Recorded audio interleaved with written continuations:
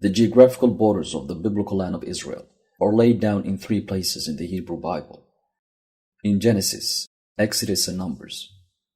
These three books contain a relatively detailed description of the region in Africa where the Israelite culture and civilization was centered. The references found in these books are many times obscure and ambiguous, and difficult to discern because of the obsolete nature of the place names that are used as reference. But they still have preserved for us a rough picture of the borders of the region known in the Bible as the Land of Israel. The first map is found in Genesis 15, in the passage where God describes to Abraham the area that would forever be inherited and occupied by his descendants.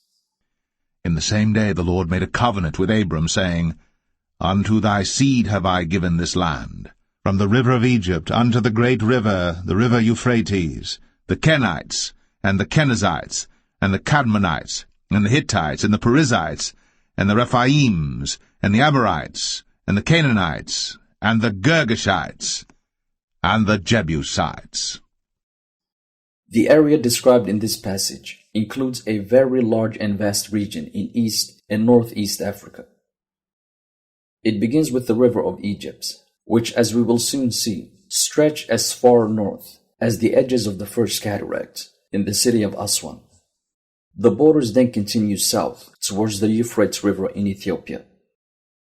Yes, the biblical Euphrates River, which is a separate topic in itself, a topic which we will cover in a separate episode, was not located in Iraq, but actually in Ethiopia.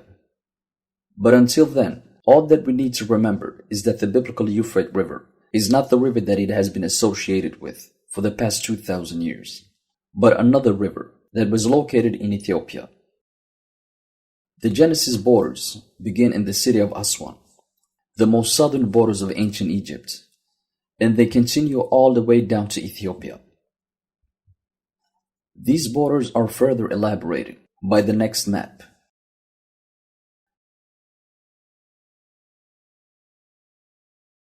This map is complementary to the first map in Genesis. Unlike the Genesis map, this map begins the borders of Israel from the Nile River in Ethiopia, or the Yam Suf, and then stretches northwards towards Egypt.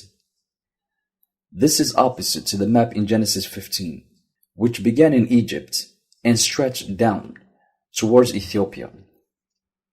The reason for this is that at this particular instance in the Exodus saga, the Hebrews have already left Egypt and are standing at Mount Sinai, and this map reflects this historical reality. It begins the borders from where the Hebrews were standing at the time, next to Yam Suf in Ethiopia, and then stretches northwards in the opposite direction towards Egypt. From the Yam Suf in Ethiopia to the Sea of the Philistines would translate in modern language to from the southern parts of the Nile, most likely the Atbara Tekese joining point, and then upwards towards the river of the Philistines. The question then is, what is the Sea of Philistines? The Bible describes the Philistines as the descendants of Mizraim, the ancestor of the Egyptians. And Mizraim begat Ludim, and Anamim, and Lehabim, and Naphtuhim, and Pathrozim, and Casluhim, out of whom came Philistim, and Caphtorim. They are also described as being either the ancestors or the inhabitants of a region or a people that's known in the Bible as Caphtor. Are ye not as children of the Ethiopians unto me, O children of Israel, saith the Lord? Have not I brought up Israel out of the land of Egypt, and the Philistines from Caphtor, and the Syrians from Kir, because of the day that cometh to spoil all the Philistines, and to cut off from Tyrus and Zidon every helper that remaineth?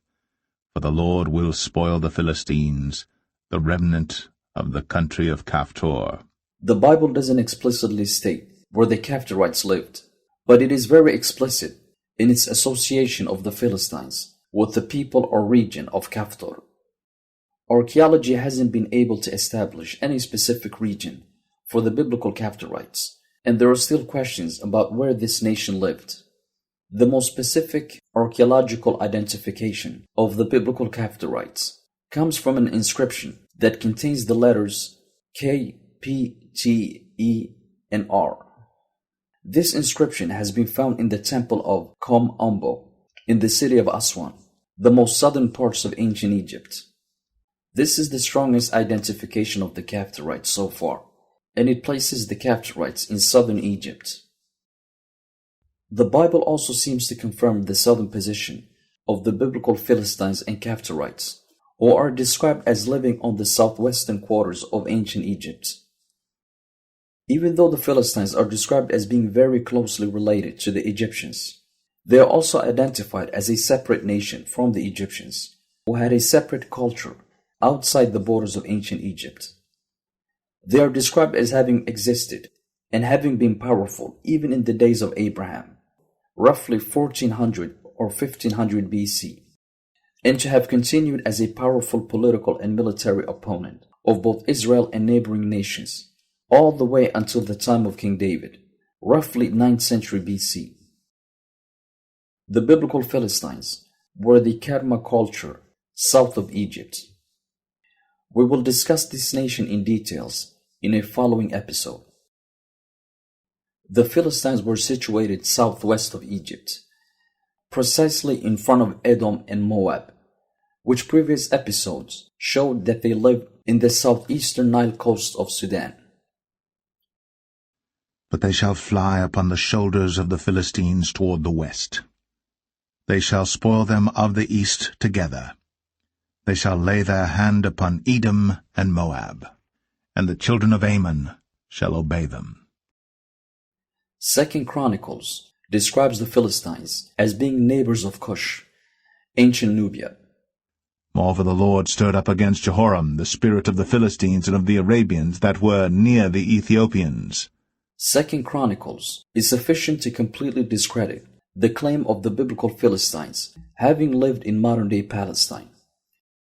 We will discuss this topic more in depth in a following episode.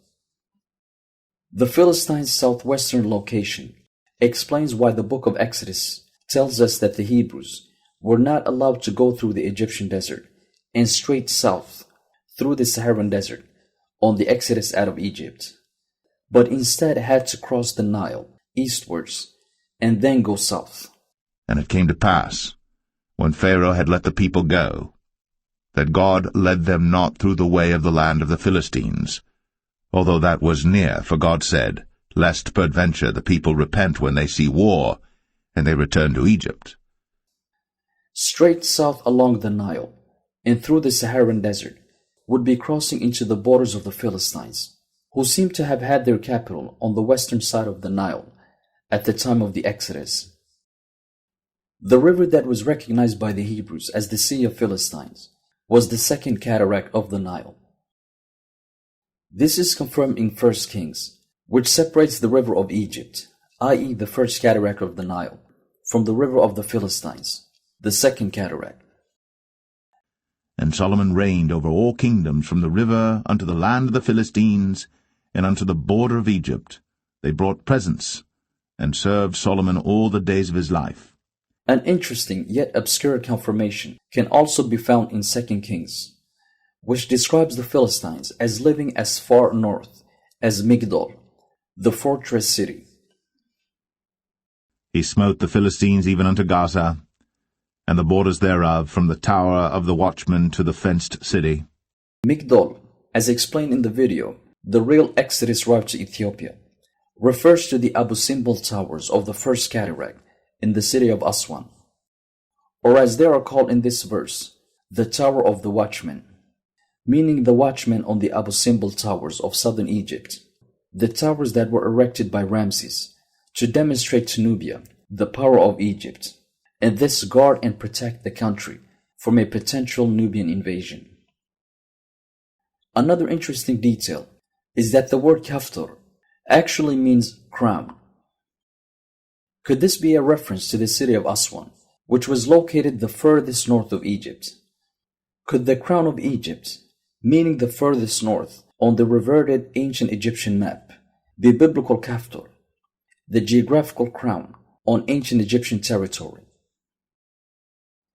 The Reed Sea to the Sea of the Philistines would mean from the Nile coasts of Sudan and Ethiopia to the Second Cataract in Sudan, and from the Saharan Desert in the north all the way to the great river the Euphrates.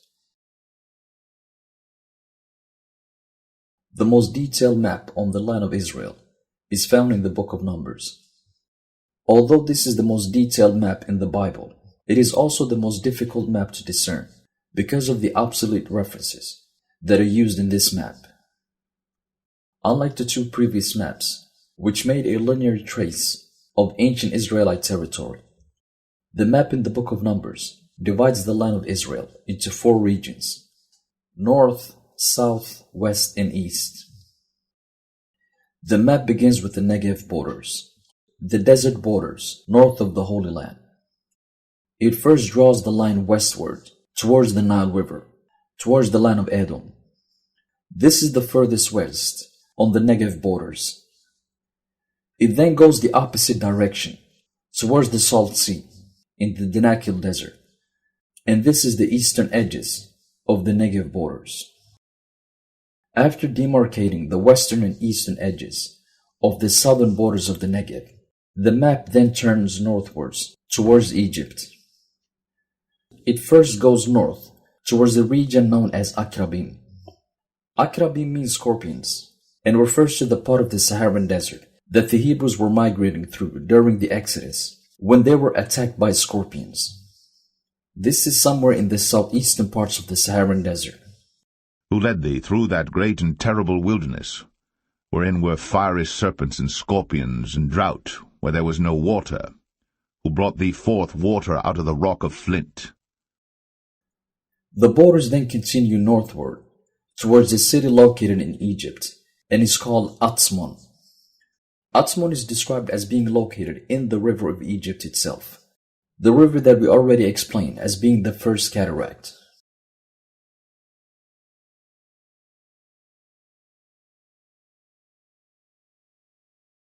Atzmon, a clear Hebrew corruption of the name Aswan, refers to the southern edges of ancient Egypt.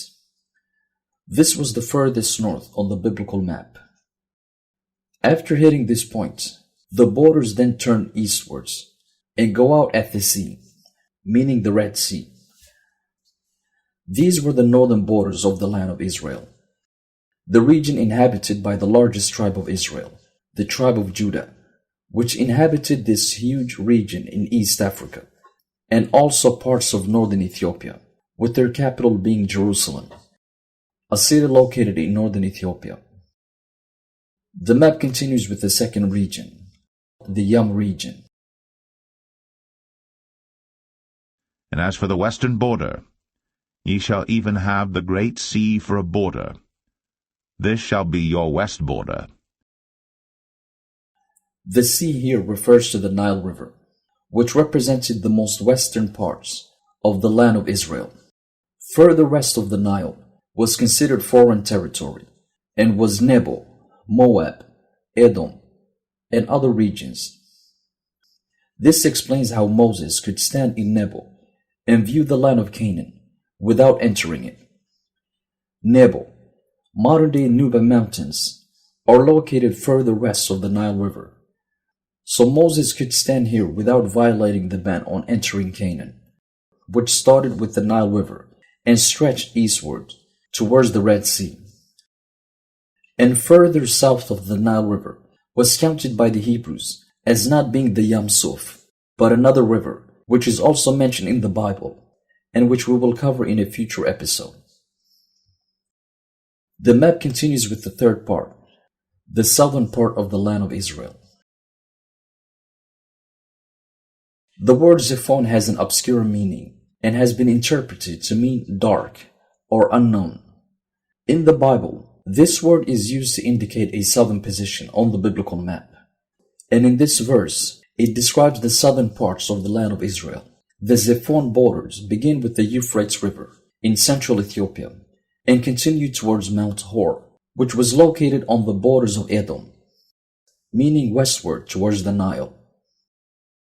And the Lord spake unto Moses and Aaron in Mount Or, by the coast of the land of Edom. The borders then continue further towards obscure and obsolete references, which seem to have been located somewhere in the southern quarters of west central Ethiopia. This marked the southern parts of the Holy Land. And the final part of the map, the eastern borders. Qadim, meaning forward or frontal. Although this word implies a northern position, the text clearly describes the eastern borders of the land. This agrees with the traditional interpretation of the word Qadam in the following verses to mean east. The borders continue east. They first pass by two obsolete cities before going out at a sea that is referred to in the text as the Sea of Kinneret, described in Joshua 13 as being located east. And in the valley Beth-Aram and Beth-Nimrah, and Succoth and Zaphon, the rest of the kingdom of Sihon, king of Heshbon, Jordan and his border, even unto the edge of the sea of Chinnereth, on the other side Jordan eastward. The word Kinneret means harp, and is meant to denote the shape of the Egyptian harp that the Hebrews were familiar with. This harp resembles the shape of the African horn, which has the same bend as an Egyptian harp. Sea of Kinneret is the Red Sea in the Horn of Africa. The borders go from central Ethiopia and straight east towards the Red Sea, going through modern-day Djibouti. This is what the text is trying to explain when it says that the borders touch the shoulders of the Red Sea. The authors use the imagery of the human body, where the shoulders are located roughly 3/4 northwest or northeast on the human body. On the inverted biblical map, the southeastern parts of the Red Sea would represent the northeastern part, and compared to the human body, this would represent the shoulders. A brilliant description of where the southeastern borders of the biblical land ended. After going a straight line towards the Red Sea, the borders then go straight up towards the opposite side of the Tekesse River. The borders then end at the Salt Sea, meaning the Danakil Desert. This was the Qadim, or the eastern borders of the land of Israel. These four regions represent the borders of the biblical land of Israel, beginning with the first cataract in Egypt and stretching all the way down to central Ethiopia, and then from the Nile westward and going out at the Red Sea. This is the region that is known in the Bible as the land of Israel, the home of the Israelite culture of ancient East Africa. The Bible tells us that this entire region was once controlled by one Israelite king, King Solomon, during the golden age of ancient Israel, and that Solomon ruled from central Ethiopia all the way to the borders of Egypt. And at that time Solomon held a feast, and all Israel with him, a great congregation from the entering in of Hamath unto the river of Egypt, before the Lord our God 7 days, and 7 days, even 14 days.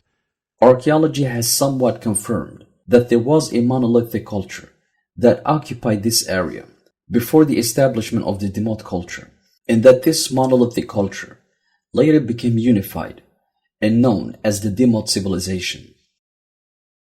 Monroe Hayes quotes this discovery in his book Aksum, an African Civilization of Late Antiquity. With the recent studies showing that in the late 2nd or early 1st millennium BC, the eastern part of the Tigray Plateau was included in a widespread cultural complex on both the African and Arabian Tehama coasts of the Red Sea, in contact with the lowlands of Sudan, and perhaps with the Nile Valley, while the western part was in contact with the people of the Gash Delta. These two regions of the plateau later became unified culturally and politically under the Demot monarchy, meaning the biblical Israelite monarchy.